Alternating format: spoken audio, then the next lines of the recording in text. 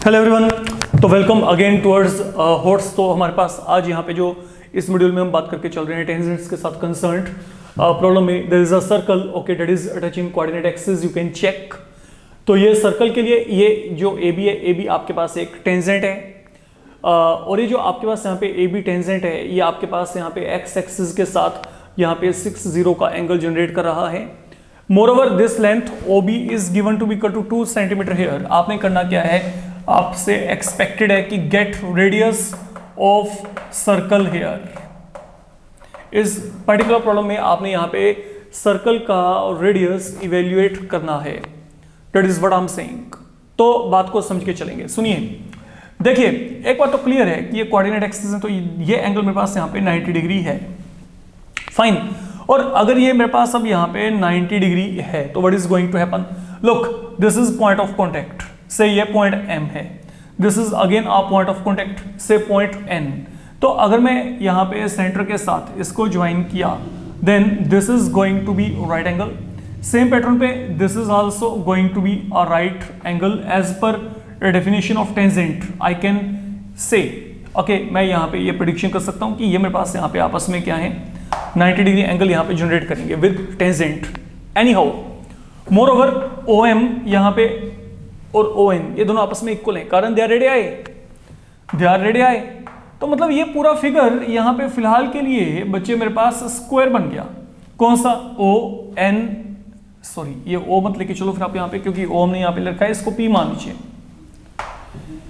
P already यहाँ पे है तो इसको कुछ और लेके चल पड़ते हैं से Q।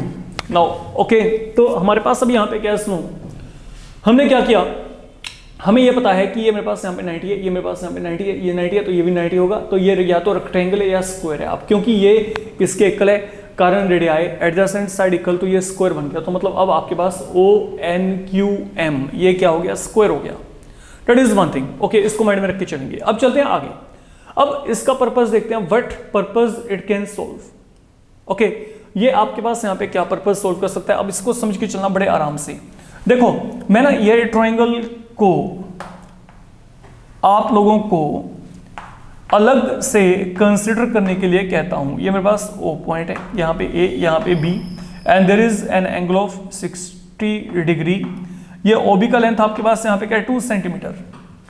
Late you people do one thing, you try to get OA and AB from here. ये जो बाकी दो लेंथ है उनको निकाल के देखिए, तो ऑब्वियस सी बात है I have to go ahead with trigonometry part. मेरे को यहाँ पे ट्रिग्नोमेट्री को इंक्लूड करना पड़ेगा। तो ट्रिग्नोमेट्री को अगर मैंने इंक्लूड किया, लुक ये परपेंडिकुलर है, ये मेरे पास यहाँ पे क्या बेस है, तो OA upon OB is equal to ये tan होता है परपेंडिकुलर अपॉन बेस। तो what is the value of OA, ये √3 है, ये 2 है तो 2√3।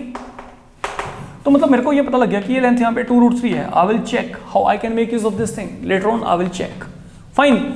अब मेरे पास यहाँ पे क्या रह गया, AB रह गया। अब AB को अगर आप यहाँ पे निकालना चाहते हो, चाहे तो आप यहाँ पे पाइथागोरस थ्योरम लगा दो, ठीक है। तो ये मेरे पास यहाँ पे 4 आएगा, यू कैन चेक। या फिर आप यहाँ पे फिर ट्रिग्नोमेट्री जो है इंट्रोड्यूस कर दो। ये यहाँ पे बेस है, ये यहाँ पे क्या है, hypotenuse, base upon hypotenuse cosine होता है, तो वहां से वैल्यू ये 4 आएगी। तो मतलब ये वैल्यूज आप निकाल देंगे, आपको ये लेंथ यहाँ पे पता चल गई फिलहाल के लिए। अब इस पूरे प्रॉब्लम में एक ही ट्रिकी पार्ट है जिसको आपको अपने माइंड में थोड़ा सा अपने आप कुछ कॉन्शियसली सोच के चलना पड़ेगा। वो क्या है, सुनो ये देखो। अब थोड़ा सा अलग से गेम प्लान करके चलते हैं यहाँ पे इस पूरे प्रॉब्लम को करने के लिए। आप इसको सोच के चलिए ना, what I am saying here, here is an outer point, this point is B।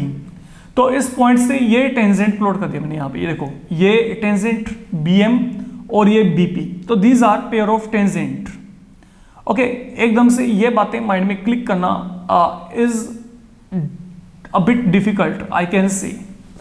तो जो BM है BP के इक्वल है, तो मतलब अगर ये X हुआ, ठीक है, इस एंगल को फिलहाल के लिए भूल जाते हैं, इसको बाद में देखते हैं। एंगल का तो रोल हमने जो है यहाँ पे जो मेरे को इसका यूटिलिटी था उसका मैंने यूजेस करके देख लिया यहाँ पे। तो मतलब अगर BM यहाँ पे X है तो BP भी यहाँ पे क्या होगा, X होगा, ये मैंने एज्यूम कर लिया। अगला काम, अब मेरी बात सुनो, सेम पैटर्न पे ये A पॉइंट है, A पॉइंट आपके पास सर्कल से बाहर लाई करता है, तो A से ये एक टेंजेंट हो गया और ये मेरे पास एक और टेंजेंट यहाँ पे हो गया। तो मीन जो AN है वो यहाँ पे AP के इक्वल है। तो अगर ये Y है तो ये भी यहाँ पे क्या है, Y है। तो बेसिकली ये टेंजेंट से, देखो ये आउटर पॉइंट हो गया, आउटर पॉइंट से ये टेंजेंट और ये टेंजेंट, सेम पैटर्न पे ये आउटर पॉइंट है, तो बी से एक टेंजेंट यहाँ पे, एक टेंजेंट यहाँ पे। तो इट मीन अब ए बी जो मेरे पास है ये कंप्लीट कितना है, x प्लस वाई, और ए बी यहाँ पे मैंने निकाल के रखा हुआ है 4, तो मतलब यहाँ पे जो x प्लस वाई है डेट इज इक्वल टू 4, ये मेरे को पता लग गया। मतलब ये जो है आपके पास यहाँ पे x प्लस वाई की वैल्यू क्या है, 4 है। नो अच्छा, अब मेरे पास नो, अब मैं पहले से, अब तो खत्म हो गया बच्चे, देखो ओ एम क्यू एन यहाँ पे क्या है, स्क्वायर है। अगर स्क्वायर है तो स्क्वायर की तो हर एक साइड क्या होती है, इक्वल होती है। मतलब मैं यहाँ पे क्या कह सकता हूँ, इन दोनों का सम ये साइड और ये साइड के इक्वल होगा।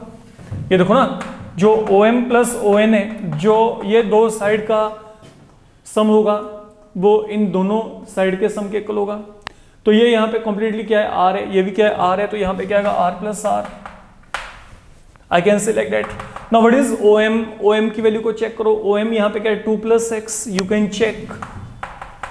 What is O N, O N की वैल्यू यहाँ पे क्या है, O N. Now be careful, why O A की वैल्यू क्या निकाली थी, ओ ए की वैल्यू ये निकाली है 2√3, तो ये क्या आएगा, y plus 2√3 is equal to 2r।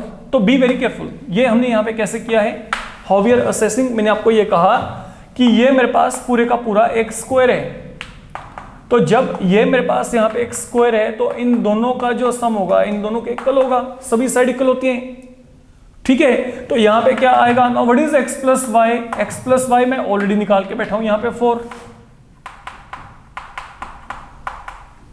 और मेरे को तो लगता नहीं इसमें कोई दिक्कत है। तो यहाँ पे क्या आएगा, 6 plus 2√3 equal to 2 time r। आप 2 को कॉमन निकाल के कैंसिल कर दो, तो यहाँ पे क्या आएगा, 3 plus √3। That is the value you should be having with you, that is the radius, हमने ये निकाल के चलना था। तो I hope this thing is done, okay. आप इसको इजी वे में कर सकते हैं। तो that's enough for this module. Fine बच्चे, थैंक यू।